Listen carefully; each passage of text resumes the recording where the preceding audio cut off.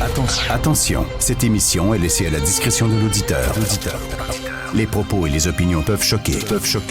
Oreilles sensibles s'abstenir. Richard Martineau.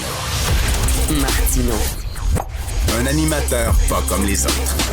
Richard Martineau. Bon mercredi. Nommez-moi un peuple. Pas 10, pas 3, même pas 2. Un peuple aussi niaiseux que le peuple québécois. Je vous mets au défi, vous en trouverez pas. Je veux dire, vraiment, on est les rois des niaiseux, OK? Je fais une petite parenthèse. Bill Maher, à un moment donné, vous connaissez comment je l'aime, mon Bill. Vous savez comment je l'aime, mon Bill. Alors, humoriste et commentateur politique. Alors, Bill Maher était interviewé dans une émission d'information aux États-Unis et il a dit, lorsque vient le temps de voter, le peuple américain est probablement le plus imbécile au monde.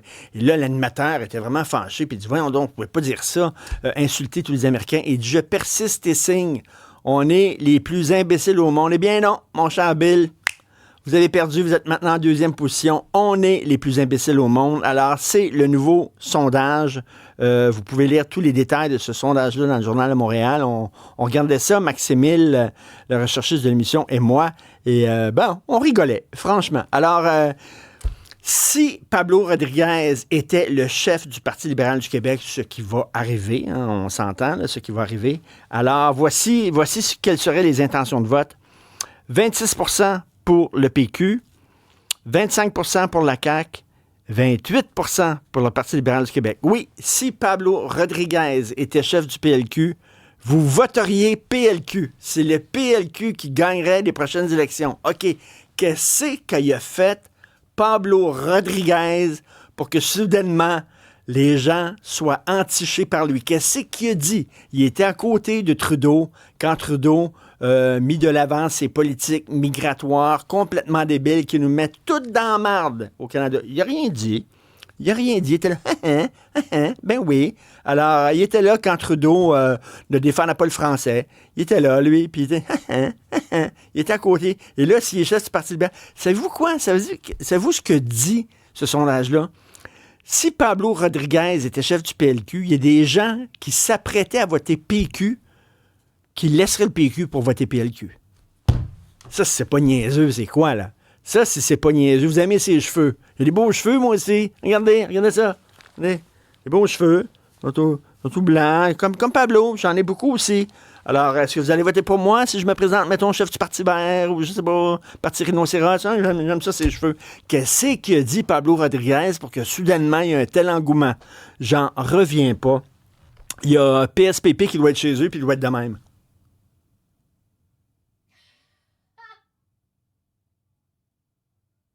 Il doit être comme ça. Il va dire, Christy, voyons donc.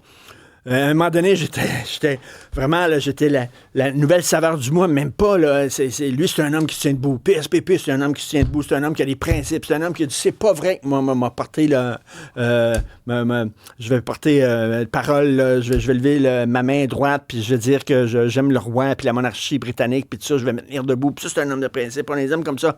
On va voter PSPP. Ah, regardez ça. Il y a Pablo au Parti libéral. Bon, salut PSPP, salut. On va voter Pablo. Il est tellement fin. Il est tellement gentil, Pablo. Il doit être de même, PSPP chez eux. En tout cas, celui, il n'est pas de même. Moi, je suis comme ça. C'est quoi? Alors, mon Bill, je reviens à Bill. Tout revient à Bill. Bill Maher, dans son dernier livre qui s'intitule What this comedian say may shock you. Alors, il raconte une anecdote concernant Noam Chomsky.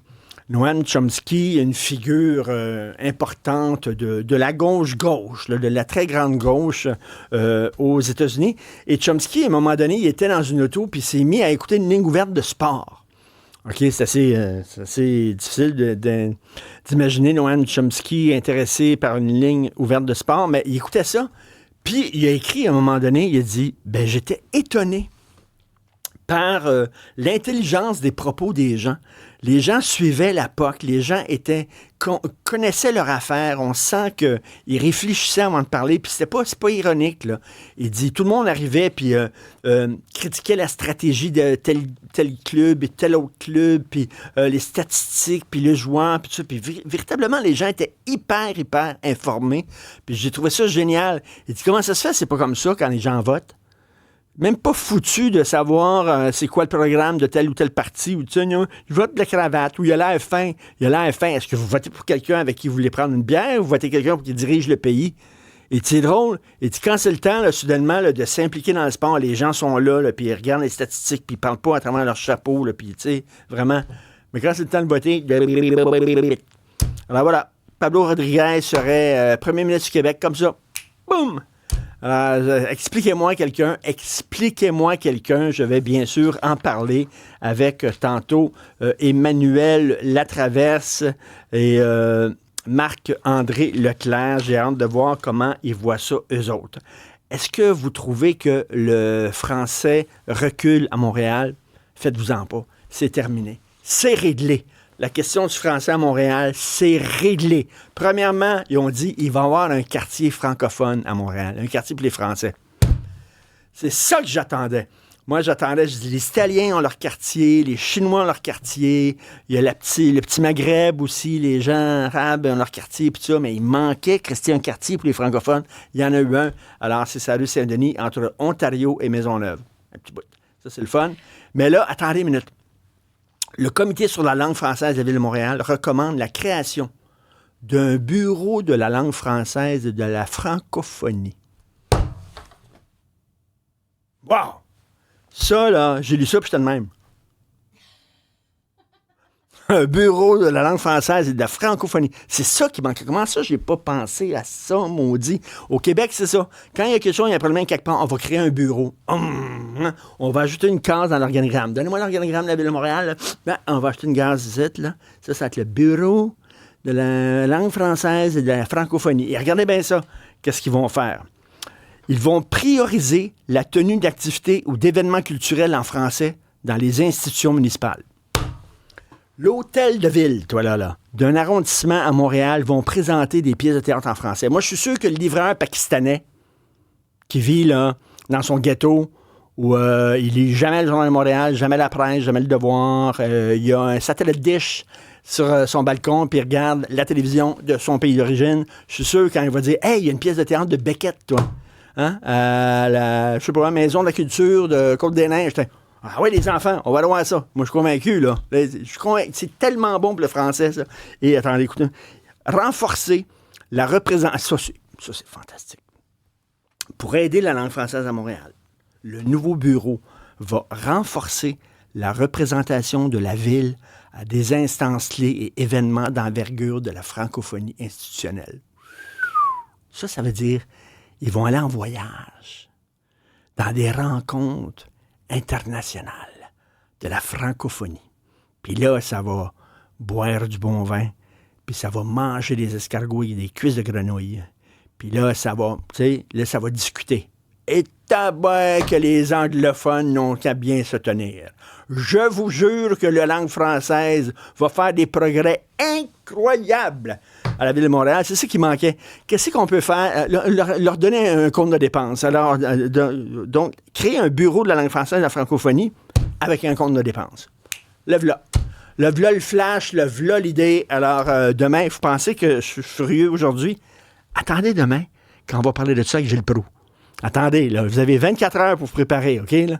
Gilles Proulx, là, il va falloir renforcer le plafond ici, là, parce qu'il va le défoncer. C'est clair, là, quand je vais dire ça, là, il va y avoir un bureau de la langue française de la francophonie à Montréal.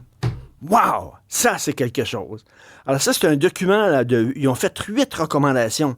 Ils se sont mis tout le monde ensemble, puis ils ont dit, ça va, c'est quoi l'affaire? Est-ce qu'on devrait interdire au commerce de mettre des unilingues anglophones dans le service à la clientèle? Non, c'est trop dur, c'est de la dictature, ça n'a pas de bon sens. On est méchants, les Québécois, il faut tout ouvert.